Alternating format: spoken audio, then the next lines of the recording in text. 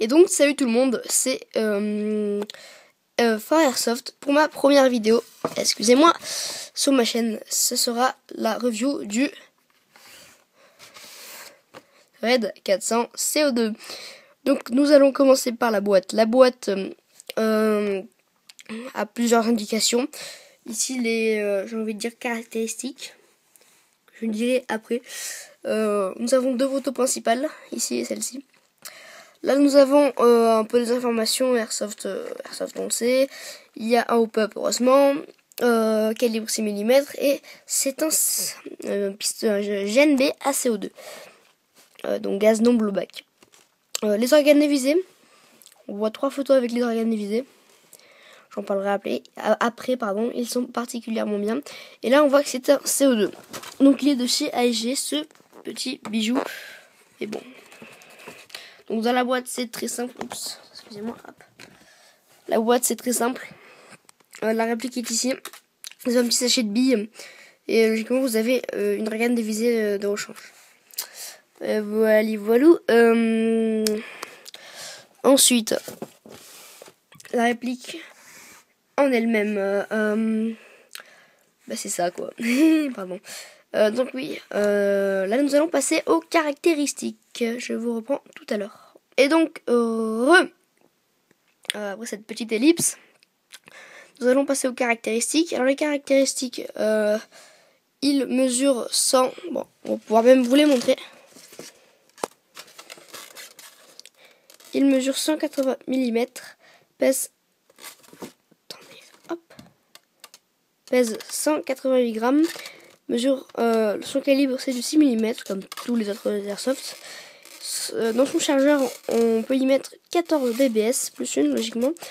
Il est en ABS et en métal et il fait 1,3 joules. Voilà, c'est tout pour les caractéristiques. On se retrouve pour les avantages et les désavantages de cette réplique. Donc pour les avantages et désavantages de cette réplique, donc il y a beaucoup d'avantages et j'ai envie de dire un désavantage. Alors nous allons commencer par les avantages. Il y a une sécurité ici à débrayage, donc ce qui est bien par rapport à une sécurité à blocage. Donc qu'est-ce qu'une sécurité à débrayage? C'est une sécurité qui enlève une pièce du système qui nous permet d'avoir une gâchette libre et donc de ne rien casser par rapport à une sécurité à blocage qui bloquerait ici et que si on force un peu, on pourrait péter le système. Si la gâchette est en plastique, non, là est en métal, on pourrait casser la gâchette. Donc, culasse métal, avantage aussi. Donc tous les avantages, pardon, vous avez vu mon pied, c'est pas intéressant. Tous les avantages sont remarqués, ici. Vous l'avez certainement vu. Ensuite, un gros avantage, j'ai envie de dire. Hop, attendez, hop. Voilà, oui, je sais, c'est bizarre ce que je fais. C'est que la cartouche de CO2 se stocke ici. Donc, en partie, vous n'avez pas besoin de 110 000. Enfin, si, vous avez besoin de à peu près 3 chargeurs, plus celui-ci, plus celui d'origine. Mais dans ces 3 chargeurs, vous n'aurez pas à mettre la cartouche de CO2 car elle est stockée ici. Et donc ça, c'est un gros avantage, ça ne gaspille pas de cartouche. Ensuite, le chargeur. Donc je l'ai armé. Enfin, on peut dire ça comme ça. Bon, full métal, heureusement d'ailleurs. 14 billes. Il se bloque comme ceci. En poussant très fort vers l'arrière. Très fort, non. En poussant jusqu'au bout vers l'arrière, le chargeur sera bloqué. Pour le débloquer, c'est simple. Voilà. On appuie sur la petite tige derrière. Donc voilà. Ensuite, un avantage, c'est qu'il se démonte très facilement. Donc, comme ceci, je vais vous le montrer. Enfin, je vais essayer de vous le montrer. Et donc, me revoilà. Non, pardon. Donc, je voulais dire j'ai fait une petite ellipse car je n'arrivais pas très bien à mettre la culasse. Mais bon, j'y suis arrivée. Donc, j'en étais aux avantages. Maintenant, son prix, il est honnête.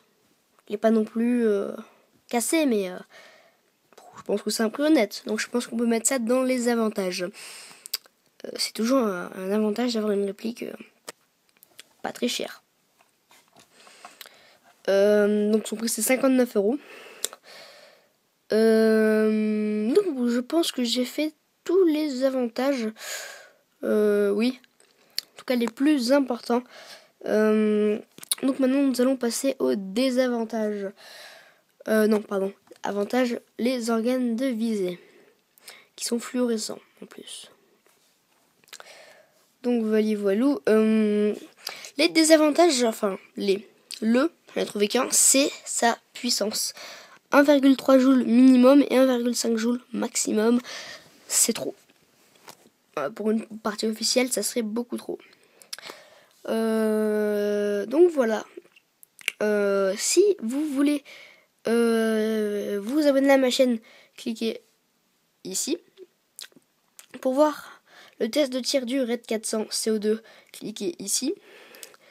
Et voilà, j'espère que cette review de la réplique du RAID 400 vous aura plu. Et je vous dis à la prochaine. Bye!